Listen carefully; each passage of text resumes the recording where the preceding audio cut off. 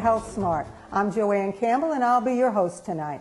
Health Smart is a series of health-related topics brought to you by Hudson Valley Hospital Center. Every month we have a new show, new topic, and a new guest. It's my great pleasure this evening to introduce Jillian Schwartz, who's a licensed acupuncturist and now credentialed with Hudson Valley Hospital. How exciting. Welcome. Excellent. Thank you for having me, Joanne. Okay, well, the first thing is what's a licensed acupuncturist, and tell us what brought you to Hudson Valley? I'm a New York State licensed acupuncturist, which requires that I've completed schooling from an accredited institution, and then I've taken board exams in order to be a licensed acupuncturist. I'm also a Chinese herbalist, but there's no licensure for that in New York State. So I've been in practice since 2001 and started right up the street here, actually, in Yorktown. I have been credentialed this past year at Hudson Valley Hospital in order to work with inpatients. So it's very exciting. Yeah, I'm very happy about that. Integration is our future. I believe medicine in the 21st century is going to be an integration for the whole person treatment. And so as a nurse, I'm so excited that Hudson Valley Hospital, once again, is expanding the process here of healing. And I'm so glad you're here. Me too. It's going to be a great opportunity to work in some different departments at the hospital. Okay, so tell us about your schooling. How long was the schooling? And I know there's hours and hours, and I think it's important for our audience to understand a little more about a licensed acupuncturist background. Absolutely. I completed a biology degree first prior to attending acupuncture school, and then I received another bachelor's degree and a master's in Oriental medicine. I did it in 3 years. It's typically a 4-year program, and it involves 3,000 clinical contact hours. And I'm actually a hospital-trained acupuncturist. So we had a clinic in a hospital, and we worked with patients daily in the hospital and as an outpatient clinic. Okay, so. Great. And again, your degree in Oriental medicine help us understand what is that about? You know, because I think some people have a preconception that acupuncture is needles, you put them in your knee and everything's good, whereas you know, I'd love for you to help everybody understand how broad and whole person focused it is. Absolutely. In my schooling, we were actually very fortunate to have a school that went above and beyond. So we not only received Oriental medicine education as far as history and learning the acupuncture points and learning the herbs, we had teachers from New York Medical College, so we are fully trained in anatomy and physiology, neuroscience, biophysics, pharmacology. We did the whole gamut of medical classes as well, so that we can be integrative and understand the language when we work with patients. Sure. But when I explain Chinese medicine, I often take it to a little bit different terms, just so people can understand and relate to it, because you have to think a little outside the box from what we're used to hearing. Right. So when a patient comes into my office and I talk to them, we use a couple of different techniques. I look at their tongue and I feel their pulse, and both of those things give me information about what's going on inside their body. And what my job is when people come in is to determine which acupuncture points are going to be helpful for them as part of their treatment and as part of their comprehensive plan. When I talk to a patient and take their tongue and pulse into consideration, I can explain to them more specifically what's happening. I tell them to picture their body as a system of garden hoses, and so in order for everything to be working properly, water needs to be flowing in these hoses at full capacity at all times without any kinks in the hose. When someone has a painful area in their body, it's telling me immediately there's a kink in one of their hoses. Acupuncture, medical-wise, has been known to bring blood flow to an area. So by bringing blood flow to an area where there's a kink, it will open up the flow in the body. Now, we all know if there's a kink in the garden hose and you try to use it, the pressure builds up there and nothing downward of the kink gets watered. So all of those garden hoses supply our organs. So if there's a kink, those organs are not getting supplied the way we'd like them to from a Chinese perspective. So by unkinking that hose, the body will function better and there's a relief of symptoms. When I talk to people, I talk about these meridians, pathways, and channels. And it sounds a little, you know, out of the ordinary, but I'd say just stick in your mind with the garden hoses. Okay. But when I talk to them, I'll explain that these meridians are named after the organs of the body. So there's the spleen pathway, the stomach pathway, large intestine pathway, and it does not mean that there's a medical problem with any of these pathways. Right. It's just the way that we define them. And so I can explain on those pathways a relationship to their symptoms and how their pulse and tongue can coordinate to that. And so my job when I do this is to figure out which pathway is not flowing well. Right. The acupuncture points are designated by pathway name and number. So for example, this is the large intestine pathway in the arm, and this is large intestine 11, 10, 9, and that's how we learn in school how to choose the points. Yeah. Large intestine 10 does this, 11 does this, and there's over 300 points in the body that we're working with. Yeah. So we have to formulate a plan and choose the best points for that patient. Now, as a nurse, when I got involved with traditional Chinese medicine and understanding, I want the audience to think about Googling tongue diagnosis because it's something we miss. Why don't we do that? It's so helpful to see what's cooking, so to speak. You know, people can look at their tongue every day in the mirror and maybe notice changes, but you're trained to understand what those changes are indicating, maybe where there's something, like you're saying, stuck or kinked. It's a terrible job hazard because inadvertently during conversation I can't help but observe someone's tongue. Please. So I'm like, oh, digestive upset today, you know. So there's a... In my office I had acupuncturists to work with me, and every morning they'd walk in my office where I'd be stressed out, and they'd say tongue, and I'd have to stick my tongue out to let them know how I was doing. But also that pulse is not just listening to the rhythm of our heart. It also, in my understanding, it also helps you tune into the flow of this energy, the flow of these water in these hoses. Is that correct? Correct. We don't just count beats. We're actually feeling the lower, middle, and upper parts of the body and different organs for how well they're doing their Chinese job, not their medical condition, but their Chinese job.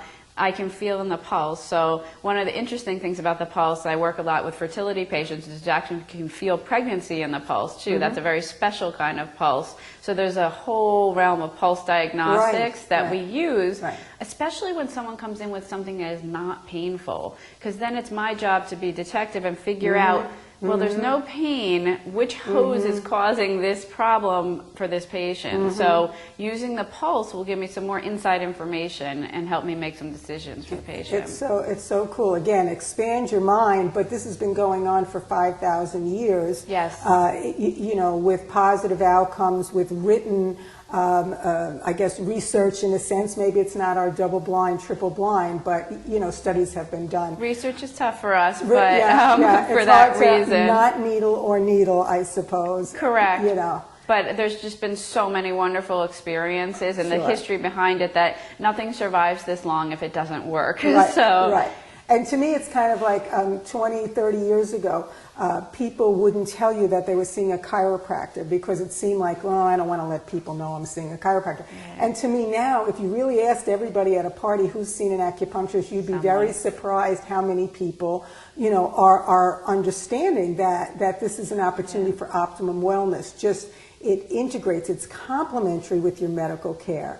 It's not, of in itself, perhaps, the way to go in America right now. Well, the wonderful thing about being in the hospital is that a patient can receive all types of care in one place. And because you don't have to ingest anything with acupuncture, and there's very few reasons a person couldn't receive acupuncture, it's very suitable for a lot of conditions, and it works really nice when someone can actually get everything they need all in one place. So that's a real big advantage here. Absolutely. Now, the other thing that I have to say from my experience is, I keep stressing the whole person, but it's maybe the knee pain is the health message, or maybe you'll pick up another message. But what my understanding is, people come back and they say, I'm sleeping better, or I'm feeling more relaxed, or So tell us a little bit about how that works. Acupuncture is extremely relaxing. They have linked it to the release of endorphins, which is what you get, those feel-good hormones after exercise. So people actually feel a general sense of just being well and being better. And I have some people come for absolutely no reason to me and say, I just wanted to try it. A tune-up. Seasonal tune-ups are a wonderful thing and build your immunity up. Patients generally do feel much more calm. And because blood is not going to the heart and lungs when you're under tremendous stress, when your body's relaxed, you can actually have blood flow through your whole body. And so digestion, reproduction, all of those things work much better when a person's relaxed. So, and you enjoy life a little more. So. Exactly. So it is a whole person experience. Absolutely. Now, let's go to the actual, because you know, we have the opportunity to do this on TV, and so you know, I want my audience to. Well, this is the part everyone's always curious about, because I think the movies give some false images of what the treatment might be like. It's actually extremely gentle. I treat newborn babies up to elderly patients, so there's some different techniques that we use for different patients, but overall, we can actually treat many different things with acupuncture in all different constitution type people. So I use alcohol when people come in to clean off the acupuncture points. So on myself, I'm just going to do a couple of little spots just to give an example. Needles come in all different lengths and all different sizes, so I choose based on the patient. And they're all sterile, individual use packed needles, so I know a lot of people do get concerned with that. So those are the facts. These are the facts. These are never used again on anyone. They're disposed of immediately, and they're all individually wrapped. And needles are so fine because when we think of a needle, we think of an injection. And any needle that, you know, as a nurse, that can inject a fluid or something into you has to have a bore, which means it has to have an opening through the middle, which makes the needle so much bigger. So this is not that needle. These are as thin as the hair on your head, and they're more equated to a wire than a needle. They are so fine, and I use this special tube which allows me to break the skin very fast, like ripping a Band-Aid fast as opposed to slow. It breaks through the pain receptors in the skin very quickly, so you don't actually feel a needle going in. Like a little mosquito bite. If you feel anything at all, I equate it to people having a black and blue and touching it for a moment, that there's a tenderness. My technique is very, very soft, and generally you don't feel very much at all. And often if people come in with pain, what they're experiencing is far worse than anything that I'm going to do. So this is an example of one point I would use for immunity. I'm using these quite a bit nowadays just to keep people boosted up. But I could use you in the ER. A series of treatments could involve as few as 6 or 7 needles, and can go up to as many as 20 or 30 needles. But I assure people that it's not something that they're feeling everything. They're usually half asleep by the time I'm halfway done. I play relaxing music. They rest with the needles in about 15 or 20 minutes or so. So that's important to understand. The needles go in, and then there's a period where you allow that energy to shift. You allow that correction in your fluid system to open up. I call it a little trip to Aculand. People often go into a deep relaxation, and they may feel absolutely nothing, or they may feel all kinds of, sensations kind of moving around their body in a really pleasant way, and they almost feel like just something has changed. And that's really important, especially when I get people coming in with unknown, like, I have these symptoms, but I don't know what's wrong. And when they feel something shifted, like, they're like, oh, something is actually happening. And that's one thing I love about acupuncture, is that I can actually do something while someone's in my office or in the hospital, and they can leave different. So, and that shift, that awareness of a shift, I think is so important. Physical, mental, emotional, spiritual wellness, you need to shift. You can't just chop it up and try to fix it. And it helps the non-believers. So exactly. A lot of people come in, believing, and some people come in like, well, I don't have anything else to try, so here I am. But feeling a difference actually makes them say, I think there's something to this. And then once they can start experiencing some body changes, and sometimes some unexpected changes, like you said, because it treats the whole body. They don't even, oh, I didn't even realize, like, I can feel better with that. And it's just great to be able to send people off feeling different, especially even the little ones who, have treated, chronic ear infections or ADD and things like that in little kids, and they just leaves different. It's very rewarding. And it's the same thing. It's just you identifying which energy meridians, will keep out the spleen and the lung and all that. But in your education, knowing where an imbalance is, perhaps, and then just kind of balancing it out. And that's the feeling you get. Yes, and with little ones too, like I tend to do acupuncture on them because actual needles, my not the is gouache soft. or something like that. My technique is soft, so, and usually I have no trouble with little ones and being able to do acupuncture. The needles don't stay in with little ones. Okay. They go in and right out, so it's a very quick process. But I do also use a Japanese technique called shonishin, which is using a little metal tool, and I do a gentle massage over the body, and parents can actually see there's an area that may become a little bit pink in the skin, and the body is like releasing something bad. So, and then other areas they'll say, oh, nothing happened there. I said, there's nothing going on in that pathway. Right. Okay. So it gives me some diagnostic information, and it's helpful. So, I love seeing patients that, I work with a lot of local pediatricians so that they're receiving all types of care at the same time. So that's great. And there you are, get immune boosting as we speak. Now do you want to talk a little bit about the integration of herbs? Absolutely. I mean, herbal medicine is not appropriate for everyone. So when patients come in, I diagnostically can figure out whether it's an appropriate choice for them. I use leaves and sticks and berries that people brew up and drink. So it doesn't taste wonderful, but it's doable. I very rarely use pill form herbs. Pill form herbs are not very readily absorbed, and I don't find them very helpful for treating a lot of conditions. They're good for head colds, but internal conditions, they're not the best. So for first aid, continue to take your ginkgo or your whatever, but when you're in treatment, you're really going back to the old recipes.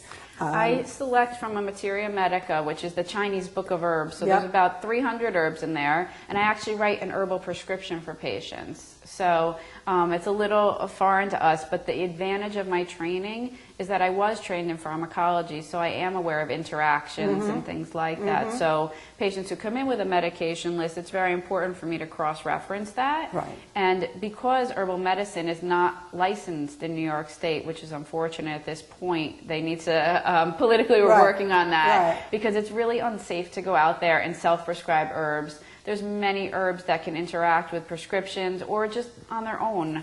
A lot of pharmaceuticals are actually derived from herbs. So they actually are, very potent. And so patients really need to be properly advised. So the best thing to ask is the person trained from an accredited institution, and there is a board exam that they can take. Our national governing body is the NCCAOM, the National Commission of Acupuncture and Oriental Medicine, and you can go on their website and actually see that a practitioner is certified board exam from acupuncture and or herbal medicine. Okay, and you can also maybe look at some literature or reviews or references there for these herbal combinations.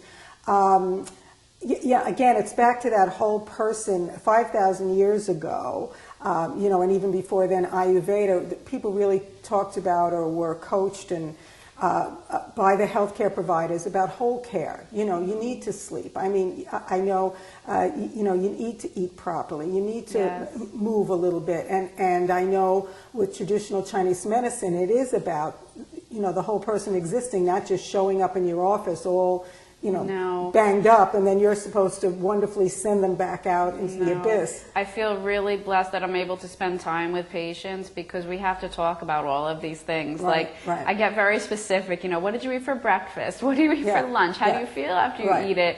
I ask a lot of really detailed questions to give me a whole picture because there's not a one prescription fits all for every patient. So everyone's going to leave with, some people are going to take herbs, some aren't. Some are going to have acupuncture, some are going to have, a dietary recommendation. Some are going to have lifestyle changes they need to look at. And so I really try to get to know someone well and get an idea of their life and what's doable for them and come up with a good, help for them because people do need that type of advice. And when you're, bombarded by, the health food store or a talk show or other things, like sometimes you don't know which way to turn. Right. So you need a qualified practitioner to kind of guide you a little bit. And if they can't help you, get you to someone who can. You're absolutely right. And this is the business, to me, we're expanding into.